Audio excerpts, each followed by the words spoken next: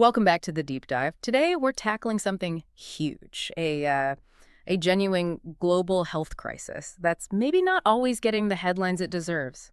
Diabetes. That's right.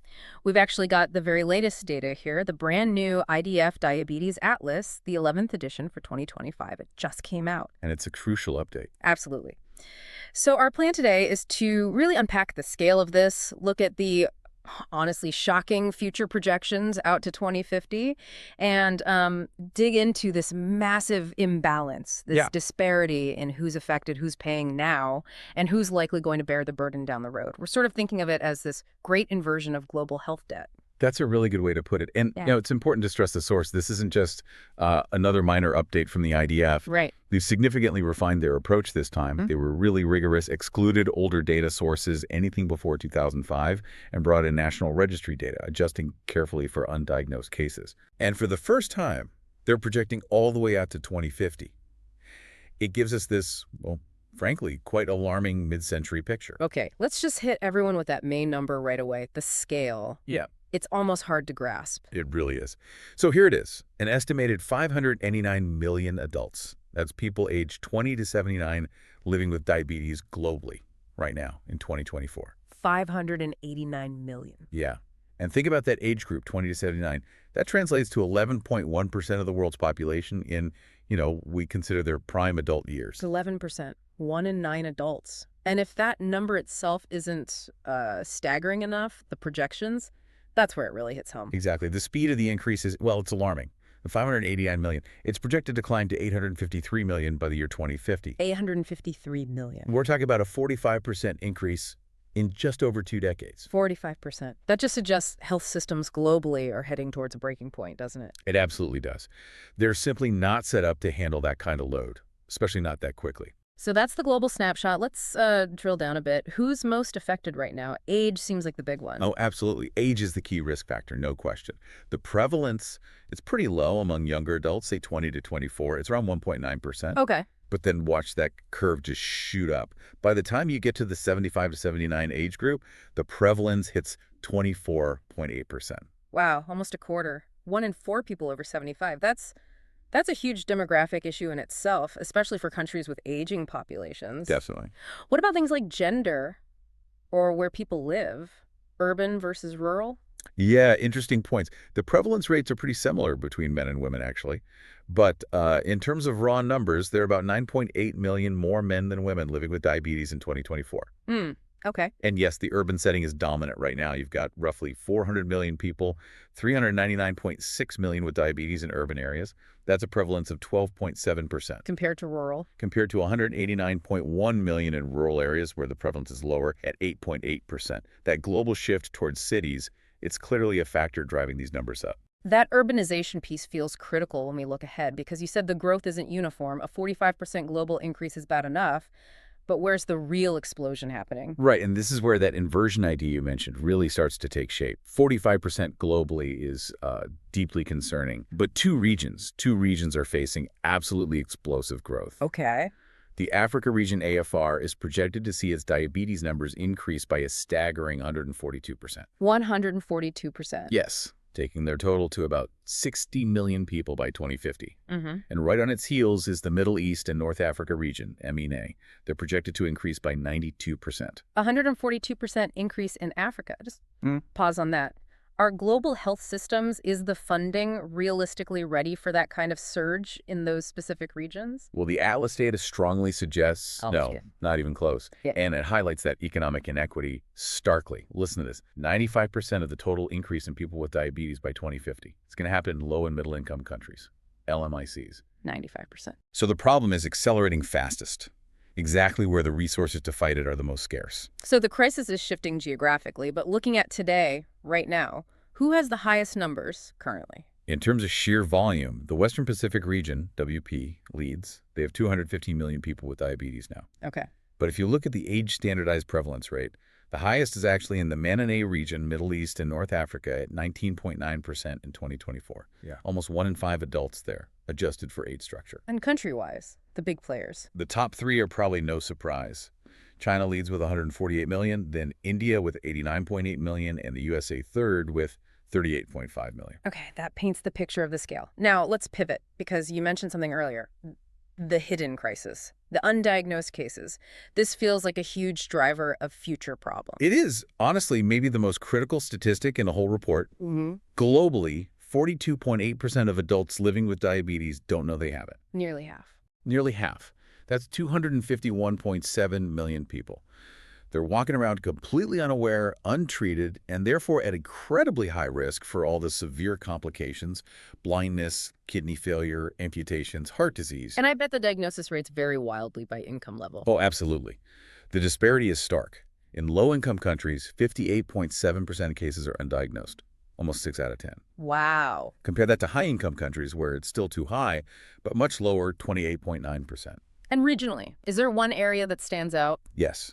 The Africa region again, an absolutely shocking 72.6% of people with diabetes there are undiagnosed. 72.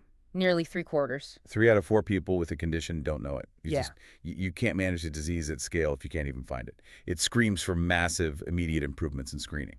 Where are most of these undiagnosed people concentrated? Is it widespread or focused? It's actually quite concentrated. Just over half, 50.5% of all undiagnosed cases globally live in just 3 countries: China, India, and Indonesia. Right. So targeted efforts there could make a huge global impact. A monumental difference, yes. Okay, so that's the existing hidden problem. What about the pipeline? The Yeah. people on the verge, this intermediate hyperglycemia? Yeah, think of it as like the world's largest waiting room for diabetes. Yeah. It's enormous. In 2024, an estimated 635 million adults had impaired glucose tolerance, or IGT. 635 million. And on top of that, another 488 million had impaired fasting glucose, IFG.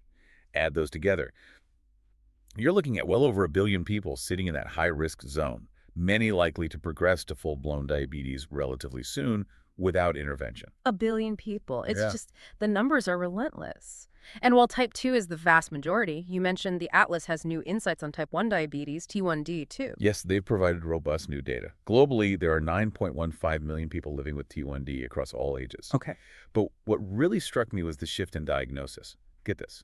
The majority, 56.5% of all new T1D diagnoses in 2024, they occurred in adults, people aged 20 or older. Clearly, not predominantly children. Not anymore, it seems. The average age of someone living with T1D today is actually 35 years old. So we really need to rethink that image of T1D being solely a childhood condition. That definitely changes the perception, but the most heartbreaking statistic in that T1D section has to be about life expectancy, Yeah. the difference based on where you live. It's a profound failing of global health equity. It truly is. A child just 10 years old, diagnosed with T1D today, their estimated remaining life expectancy can range from as low as 6 years in one particular sub-Saharan African country. 6 years. 6 years, which just tells you everything about the lack of access to basic insulin and care, all the way up to over 66 years in some high-income countries. 6 years versus 66 years for Yeah. the same condition, depending entirely on geography and resources. Exactly. The science exists, the Right. treatment exists, but the access, it's tragically unequal. Let's turn to the consequences now, the toll this takes. Starting with mortality. How many deaths are we talking about? The Atlas attributes 3.4 million deaths directly to diabetes and its complications in 2024 alone. 3.4 million. That's 9.3% of all global deaths in that 20 to 79 age group. And what's really alarming within that data is that almost 40% of those deaths, nearly 4 out of 10, occurred in people aged 20 to 59. The prime working age population. Exactly. This isn't just a tragedy for families. It's a massive economic disruption, killing people who should be in the most productive years of their lives. And regionally, the Western Pacific had the highest number of deaths, about 1.2 million. Okay, let's talk money. The trillion-dollar disease. How big is the bill? It lives up to the name, the total direct health spending because of diabetes globally. It surpassed USD 1.015 trillion in 2024. $1 trillion. 1 trillion. And to put that in context, that's 11.9% of all global health spending.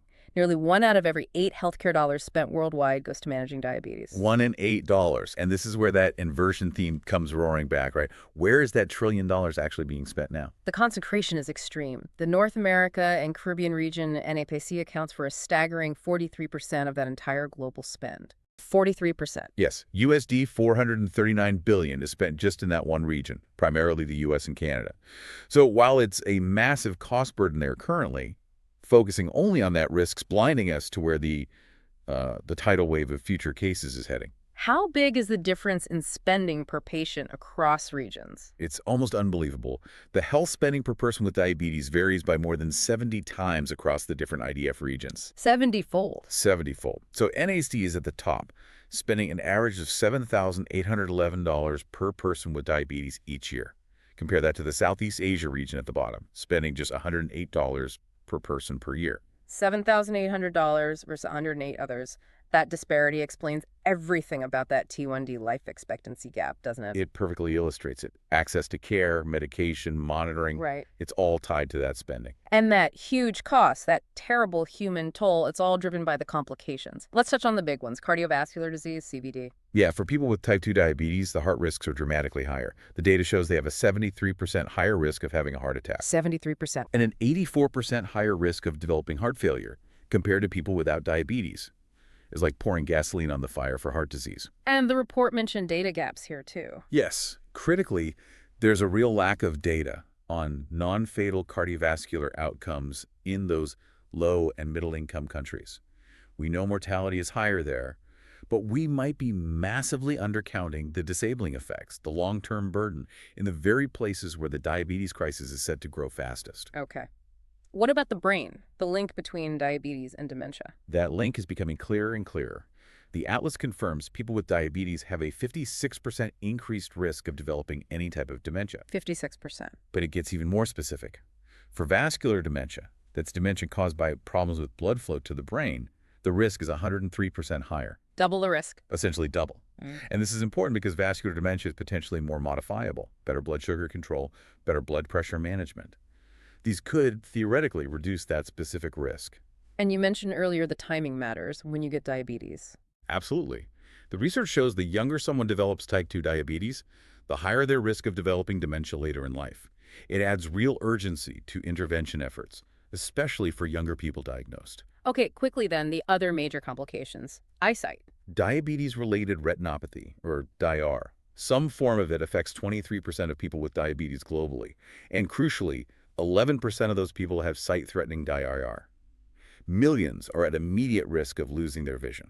And finally, hyperglycaemia in pregnancy, HIP. A huge issue. It affects about 1 in 5 live births globally. That's 19.7%, or around 23 million births each year, setting up health challenges for both mother and child, potentially across generations. This has been, well, an avalanche of really sobering data. If we try to pull it all together, the sheer scale, the speed of the future growth, these shocking inequities in diagnosis, cost, and outcomes, what's the absolute key message you want people to take away?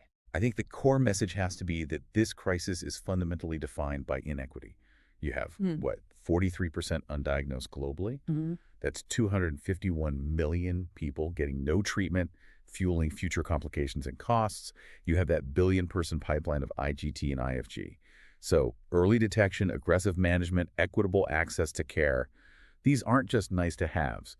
They are the only way to even begin to push back against the disaster these projections show is coming. It has to be the top policy priority. And it really feels like that central tension for the next 25 years, that inversion of global health debt